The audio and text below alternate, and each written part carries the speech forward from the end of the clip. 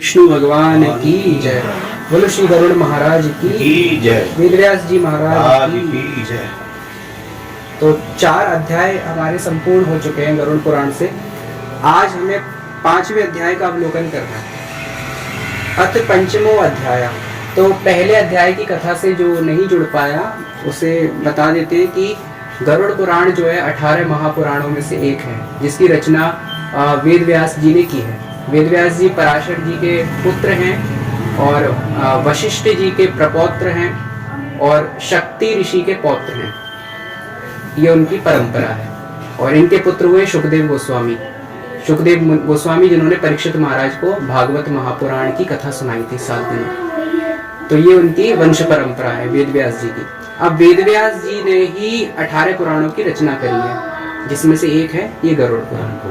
गरुड़ पुराण का विशेष महत्व इसीलिए है कि ये मृत आत्मा की शांति के लिए किया जाता है। इसमें बहुत सारे ऐसे आख्यानों का वर्णन है, बहुत सारे ऐसे दृष्टांत और ज्ञान का वर्णन है, जिसके माध्यम से ये बताया गया है कि जब जीव अपने शरीर का त्याग कर देता है, उसके बाद जो है वो अच्छे कर्म करने वाले की क्या गति होती है और बुरे कर्म करने वाले की क्या गति होती है।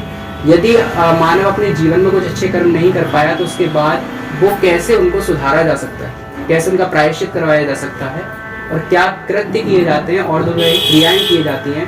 और यदि व्यक्ति जीवित रहते हुए भी इन चीज़ों को फॉलो करे, इन बातों को अनुगमन करे या इनको माने, तो जीवित रहते हुए भी वो कैसे अपना परलोक सुधार सकता है। तो काफ़ी ऐसी चीज़ें हैं जो गरुड़ पुराण के अंदर बताई गई। इससे एक अपने आप में एक दर्शन है, विज्ञान भी है अपने आप में, क्योंकि गरुड़ पुराण अपने आप में छोटा शास्त्र नहीं है, काफ़ी बड़ा शास्त्र है। यहाँ हम जो पढ़ रहे हैं उसको कहते हैं प्रेतकल्प, सारोद्धार।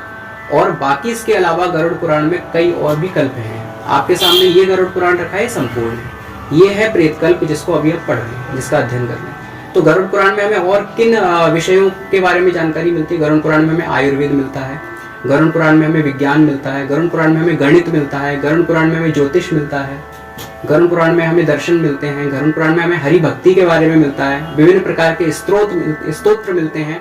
इसके अलावा गरुड़ पुराण में एक विष्णु सहस्त्र नाम का भी वर्णन है। गरुड़ पुराण में विभिन्न प्रकार की गारुणी विद्याएं हैं और बहुत प्रकार के उपचारों का भी वर्णन है। मतलब एक ऐसा शास्त्र जिसको हमने एक ऐसे समय के लिए ही बनाकर रख दिया कि उसका महत्व काफी अधिक होता यदि हम उसको और भी क्षेत्रों में प्रयोग करते और उसकी शिक्षा को हम फॉलो कर पाते, क्योंकि ज्ञान विज्ञान के क्षेत्र में भी बहुत आगे होता है। यदि हम देखें अभी आगे के अध्याय में जब हम बढ़ने वाले हैं अभी, तो अभी हमें एक ऐसे अध्याय में हम पहुंचने वाले हैं जहां पर यह बताया गया है कि माता के गर्भ में जो शिशु है वो किस प्रकार से डेवलप हो रहा है, और डेवलप होते होते 7वें 8वें मास में उसे ज्ञान प्राप्त होता है और भगवान विष्णु के दर्शन होते हैं। जिस समय वो जो शिशु है वो भगवान से प्रार्थना करता है कि भगवान, मैंने अपने पूर्व जन्म में जो भी कृत्य किए थे, क्योंकि उसको ज्ञान की प्राप्ति हो जाती है और उसे सब कुछ दिखाई देने लगता है। उस समय भगवान से प्रार्थना करता है कि भगवान, मैंने एक फिल्म की तरह उसके सामने आने लगते वो चित्र, जो भी उसने कुकृत्य किए थे, अच्छे कृत्य किए थे, वो एक फिल्म की तरह उसके सामने चलने लगते हैं। अब जब ये सारे उसके किए हुए कार्य उसके आंखों के सामने आएंगे तो भयभीत होगा, तो निश्चित तौर पर वो भयभीत होता है और भगवान से प्रार्थना करता है कि भगवान, अभी तक जो मैंने किया सो किया, अब आगे मैं इन कृत्यों को नहीं करूंगा, आप मुझे जल्दी से इस गर्भ से बाहर निकालिए, मैं आपको सदैव स्मरण रखूंगा।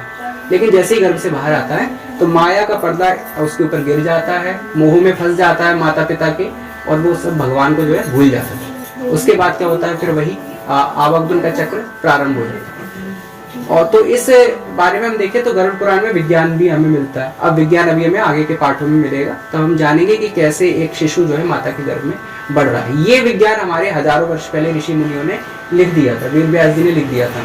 आज ये सारी चीजें जो है विज्ञान हमें दे रहा है, विदेशी ज्ञानी लोग हमें दे रहे हैं, लेकिन हमारे शास्त्रों में ये सारी चीजें पहले से लिखी हुई है।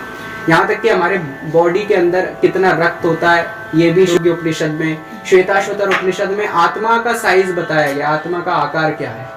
ऐसा कहा गया, बालाग्र शत भागस्य शतकोटि सहस्रशः, बाल के अग्र भाग के 100 टुकड़े किए जाए, फिर उसके 100 करोड़ उस एक अणु के भी 100 करोड़ टुकड़े किए जाए, उसका जो हिस्सा होता है वो आत्मा का आकार है। कई बार होता है ना कि आत्मा को हम बोलते हैं कि आत्मा का कोई आकार नहीं है, या बोलते कि ज्योति है या निराकार है, लेकिन उसका भी आकार बताया गया। जैसे कि अभी हम बोले कि एक अभी एक शोध निकला है जिसमें गॉड पार्टिकल के बारे में बताया। हमारे शास्त्रों में कहा कि हर एक अणु के अंदर भगवान है, हरि व्यापक सर्वत्र समान, मतलब कण कण में भगवान है, हमारे शास्त्रों में कहा है।